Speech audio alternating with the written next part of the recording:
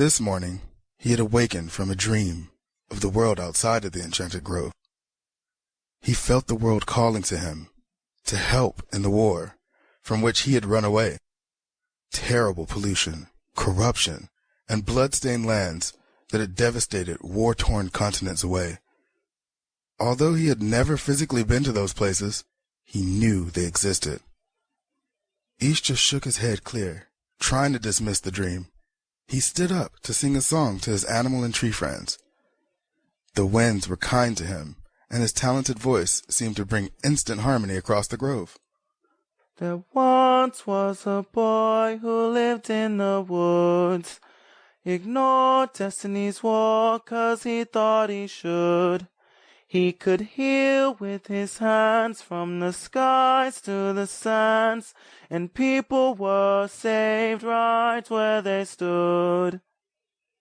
Ish just sang his song as he walked through the forest. Panthers leaped gracefully from tree to tree, while small woodland squirrels brushed against his bare feet. These were only a couple of the many different types of animals that were residents of the enchanted grove. Deer, wolves, hyenas, antelope, and mice walked and hopped around him, understanding his mood.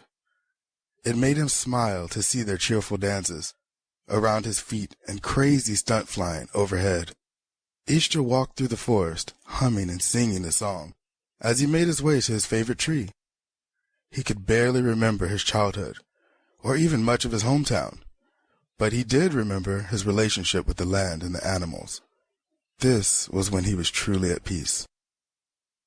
During the centuries that Ishtar had lived in the grove, he had very few visitors. Some of them had stumbled in by accident, and others he had brought in for sanctuary. Each time before, the animals in the grove had become restless. As the boy reached his beloved tree and leaned his bare back against the bark, the birds that were flying high above the grove in their circular dance suddenly shrieked in alarm. Immediately understanding that there was an intruder in the forest, Ishtar slid to the ground, but a second later, a bullet shattered the bark above his head.